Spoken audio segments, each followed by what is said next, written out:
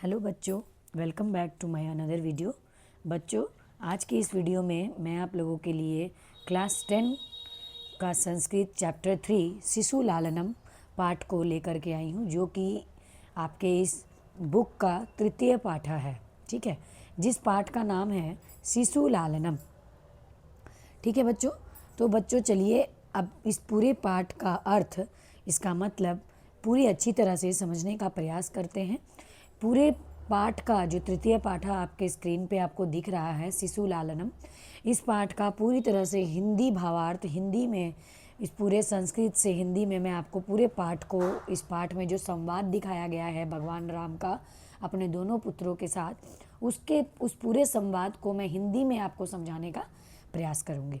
तो समय को बर्बाद ना करते हुए हम पाठ को स्टार्ट करते हैं और इसे समझने का प्रयास करते हैं। ठीक है, प्रस्तुत पाठः कुन्दमाला इति नाम्नो दिग्नागविरचित्यस्य संस्कृतस्य प्रसिद्धनाटकग्रन्थस्य पञ्चकदात् सम्पादनं कृत्वा सङ्कलितो अस्ति।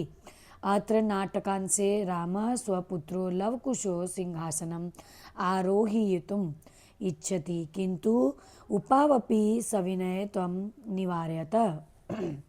सिंहासनारूढः रामः उभयो रूपवालयनं दृष्ट्वा मुग्धः सन् स्वक्रोडे गृह्णाति। पाठेऽस्मिन् शिशुवात्सल्यस्य मनोहारिण वर्णनं विद्यते। बच्चों, यह पाठ प्रसिद्ध संस्कृत नाटक कुंडमाला के 5वें अंक से लिया गया है। ठीक है, जिसकी रचना दिंगनाग ने की थी।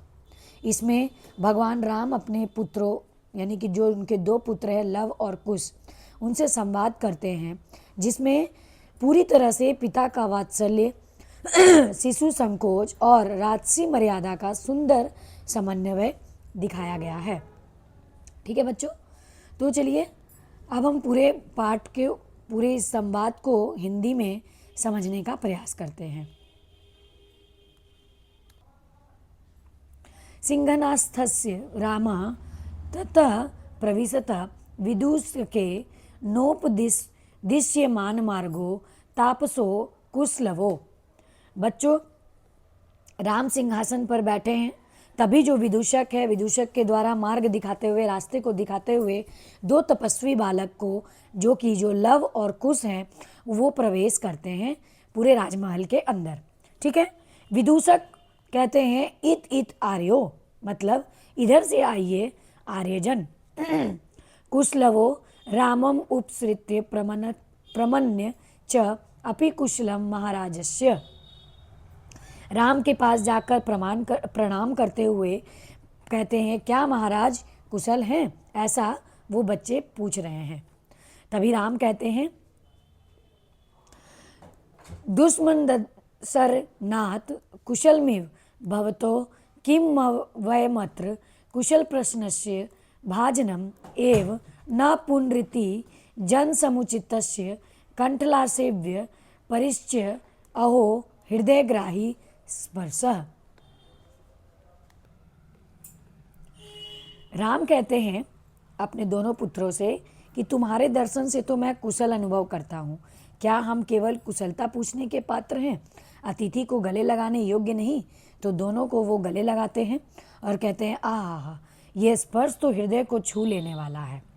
ठीक है बच्चों, तब कहा जाता है, अभो राजासनम खेलवेत न युक्त मध्यासितुम राम सव्यवधानम न चारित्र लोकपाय तस्यांदंक व्यवहित मध्यास्तमाम सिंहासनम।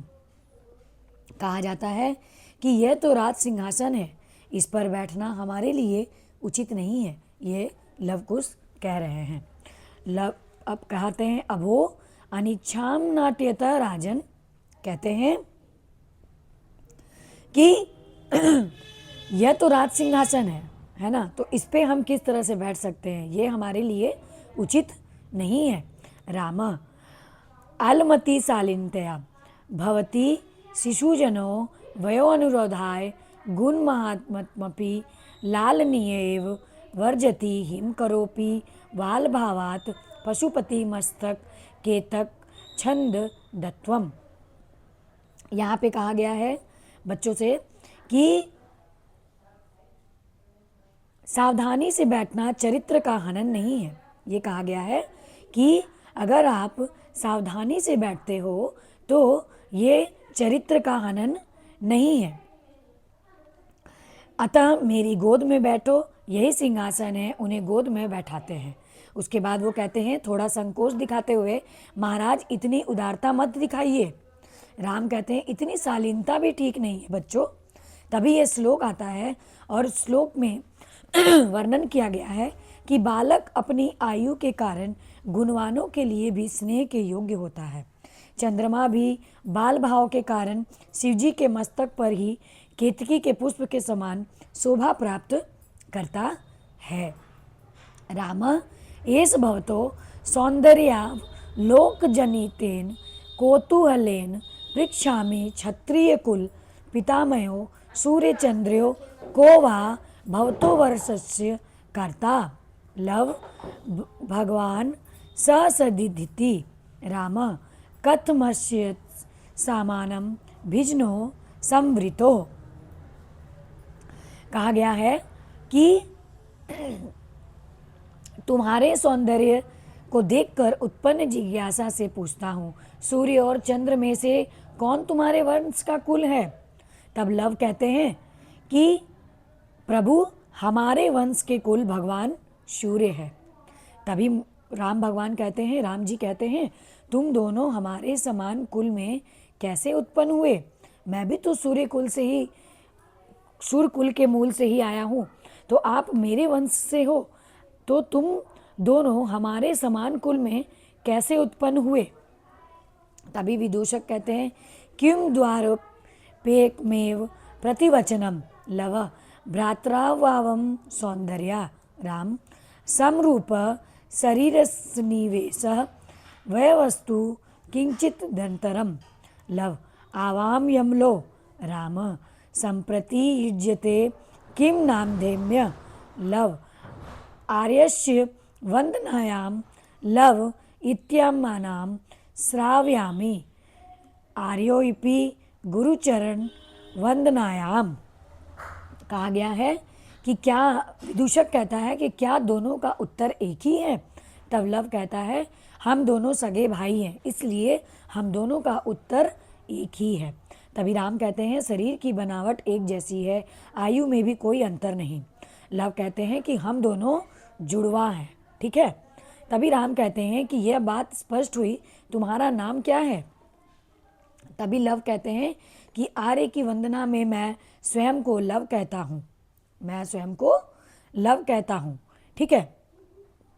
और कुश ने कहा कि मैं भी स्वयं को कुश कहता हूँ, ठीक है।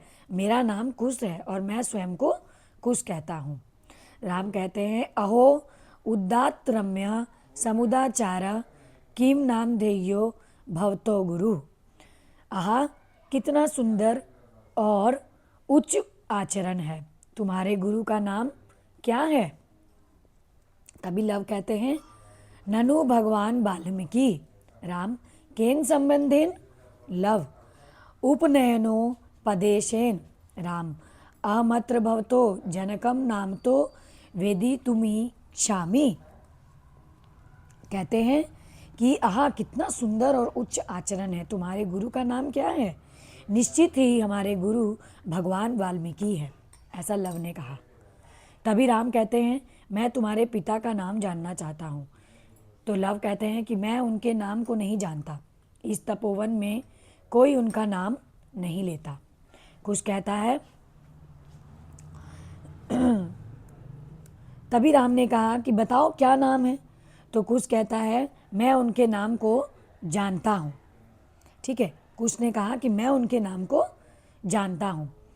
तभी राम कहता है कि कथ्यताम कुश निर्गुणु क्रोशो नाम राम वयस्य अपूर्वम खलु नाम धेयम विदूषक एव तावम पृच्छामि निर्नु क्रोश इति क एवं भवन्ति कुश अम्बा।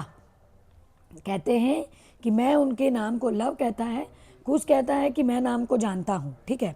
तो राम कहते हैं कि बताओ क्या नाम है। तो कुश कहता है उनका नाम निर्नुक्रोश यानी कि निर्दयी है। निर्दयी ये कैसा, ये कौन कहता है? कुश ने कहा अम्बा, मतलब कि मेरी माँ ने कहा, हमारी माता कहती है। विदूषका किम कुपिता एवं भणति उत प्रकृतिस्था। कुश यदा वर्यो बाल्ये भावजनितं किंचिद विनयं पश्यति तदा एवं अधिक्षिपति निर्नु क्रोश्यस्य पुत्रो माम चाप्ल्यम इति। विदूषका यत्योर्तिदि पितु निर्गुण क्रोश इति नामधेयं यत्योजर्नि तेनावमानिता निर्वासिता एतेन वचनेन द्वारको निर्भर्स्यति। कहते हैं कि क्या वह क्रोधित होकर ऐसा कहती है या उनका स्वभाव ही ऐसा है? तो कुछ कहता है यदि वह हमारे बाल स्वभाव से कोई उदंडता देखती है तो कहती है निर्दयी के पुत्रों चंचलता मत करो। राम कहते हैं मन में धिक्कार है मुझे, मेरे कारण वह तपस्विनी अपने पुत्रों से क्रोध से ऐसा कहती है। तो इस तरह से राम और लव कुश यानी दोनों पुत्रों के बीच में पूरा संवाद जो है वो समाप्त होता है। बच्चों, इस पाठ के माध्यम से एक पिता और दोनों पुत्रों के मध्य किस तरह का वार्तालाप हुआ है, इस पाठ में इस बात से पूरी तरह से पता चल रहा है कि भगवान राम अपने दोनों पुत्रों को नहीं पहचान रहे हैं कि ये दोनों लव कुश जो हैं ये मेरे ही पुत्र हैं और इनकी माता जिन्हें निर्दयी कह रही है वो मेरे बारे में ही कह रही है। ठीक है बच्चों, तो चलिए आज का पाठ यहीं समाप्त होता है। आशा करती हूँ कि आपको ये पूरा का पूरा शिशु लालनम पाठ जो है वो समझ में आ गया होगा। लव कुश और भगवान राम के बीच का जो संवाद है उसका हिंदी अनुवाद आपको अच्छे से समझ में आ गया होगा। तो चलिए अब मैं आपको नेक्स्ट वीडियो में मिलती हूँ। अगर आपको आज की ये वीडियो पसंद आई है तो प्लीज़ प्लीज़ प्लीज़ वीडियो को लाइक करें, शेयर करें और कमेंट करें। बच्चों, अगर आप इस चैनल पर नए हैं तो प्लीज़ यूनियन पाठशाला चैनल को ज़रूर से ज़रूर सब्सक्राइब करें, ठीक है, और बेल आइकन को दबाना बिल्कुल भी ना भूलें। अब तक के लिए आज के लिए इतना ही था। Bye, take care.